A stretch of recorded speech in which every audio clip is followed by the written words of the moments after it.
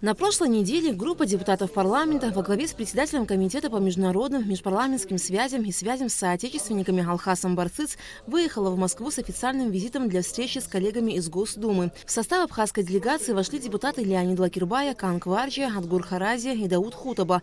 Главной темой встречи стало обсуждение внесения изменений в соглашение между правительствами Абхазии и России о передаче в собственность Российской Федерации объекта на территории Республики Абхазия госдачи Пицунда и порядке его использования. Алхас Барцыц рассказал, что встреча носила консультативный характер, и они со своей стороны озвучили российским коллегам пункты соглашения, в которые, по их мнению, необходимо внести изменения.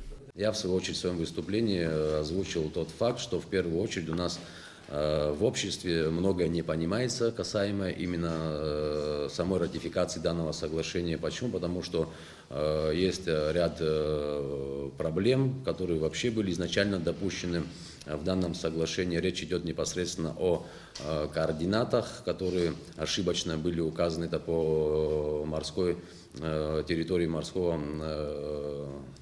По морским территориям, да. Морского. Да, и плюс они уже там выходили за пределы, то есть земельный участок один получался, а по морским координатам они выходили за пределы своих границ.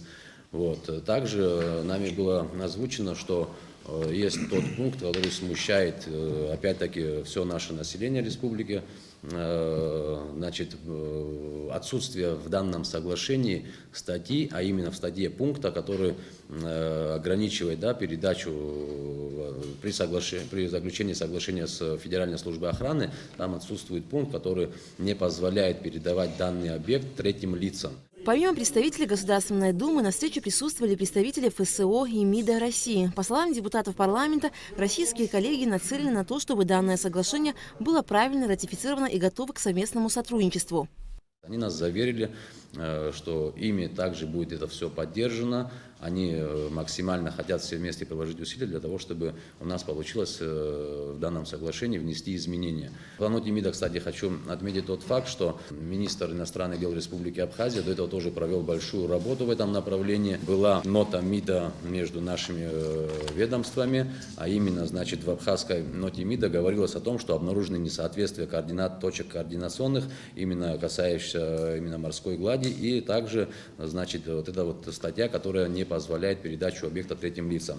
На что МИД Российской Федерации ответил, что предложение абхазской стороны о внесении изменений в данное соглашение, значит, о передаче в собственность Российской Федерации данного объекта на территории Республики Абхазия, они принципиальных возражений не имеют и не против того, чтобы эти изменения вносились. Помимо этого, мы также сделали свое предложение, предложили вот эти изменения, о которых мы добивались, допустим, да, чтобы те же самые подписанты дополнительный протокол уже сегодня подписали, и здесь уже потом мы вместе с ратификацией соглашения ратифицировали уже и изменения, для того, чтобы у нас были гарантии. Ну, я разговаривал отдельно еще с представителями и ФСО, и представителями МИДа. Ну, у них был немножко скепсис, но я уверен, они в любом случае передадут, наверное, своему начальству наши предложения и посмотрим, будет ли какой-либо ответ. Кан Кварджи рассказал, что на встрече российская сторона предложила ратифицировать соглашение в том виде, в котором оно есть, а уже после внести поправки, с чем депутат не согласен. Ребята здесь предлагали, то есть до того, как принять, отдельным, значит, как говорится, протоколом внести изменения в протокол и приложить протокол к действующему соглашению. С чем они не согласились? Они предлагают нам другой вариант. Принять как есть, но, извините меня, если я уже как есть принимаю, есть логика, значит, ты с ним согласился. Завтра какие изменения ты можешь вносить, если ты уже его принял? Ты, если говоришь, что это неправильно, но понимаешь, что это неправильно, ты принимаешь, это логическая, значит, есть цепочка. Если ты его принимаешь, значит, ты его уже принял, ты с этим согласился.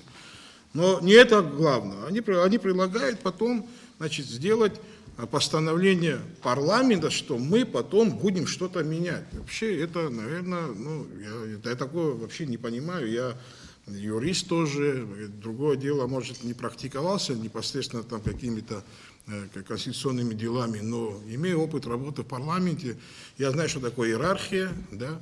Есть международные договора, есть постановление парламента. Постановление парламента, оно работает только для наших внутренних дел. для Абхазии, и то оно не всегда, как говорится, имеет силу, она может... Нет, конечно, она обязательно к исполнению, но она больше имеет такой рекомендательный характер, да? Как мы можем влиять на международные договора, в моем понимании, это неправильно. Леонид Лакербаев считает, что к вопросу надо подойти очень серьезно и необходимо выяснить, насколько предлагаемое российской стороной соглашение соответствует законодательству Абхазии. Для изучения документа нужно привлечь юристов. Мы попали туда в поисках, так сказать, возможности выхода. И свою версию они нам предложили. Еще раз повторюсь. Эта версия была предложена, это не есть догмат для нас. Все-таки у нас есть наше законодательство, у нас есть наши юристы. Если есть какая-то возможность, было бы неплохо. Но если такой возможности юридической нет, мы должны, чтобы текст соглашения соответствовал тем требованиям, которые ставятся. И я хочу сказать, что я сейчас говорю только о тех вопросах, которые были внесены через ноту. Те вопросы, которые были поставлены через парламент. О тех вопросах, которые мы ставили. Там фактически два вопроса. Это координаты и невозможность передачи третьим лицам. Значит, инициатива исходила из парламента. Да, его инициатива была, но нота МИДа нашего пошла после обращения парламента. Вот это те два момента, на которых мы, так сказать, которые мы оседлали. И мы сегодня очень хотим, значит, в отличие от тебя, я не юрист, и я не могу, значит, судить, насколько это все соответствует, хотя примерно могу догадываться, что это такое.